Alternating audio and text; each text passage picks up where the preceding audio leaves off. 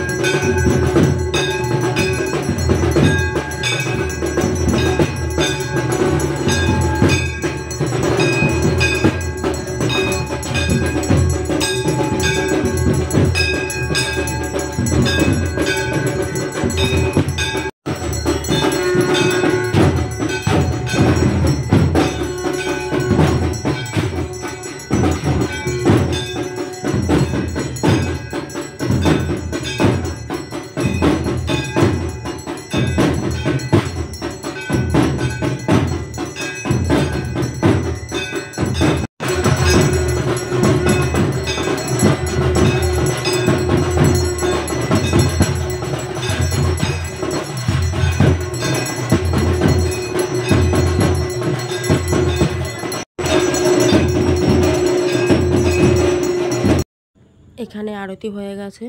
তো এখানে রাধাকৃষ্ণ, তারপরে বিপত্তারিণী মা, সবাইকে এই পুজো কদিন এখানে রাখে। তো কালকে মা আবার নতুন সাজে সেজে উঠবে, ফুলের সাজে সমস্ত কিছু। তো কালকে অষ্টমী সব কিছু ভিডিও করার চেষ্টা করব। এখানে কলা বউও রয়েছে। তো আজকের মতো ভিডিওটা এইটুকুই।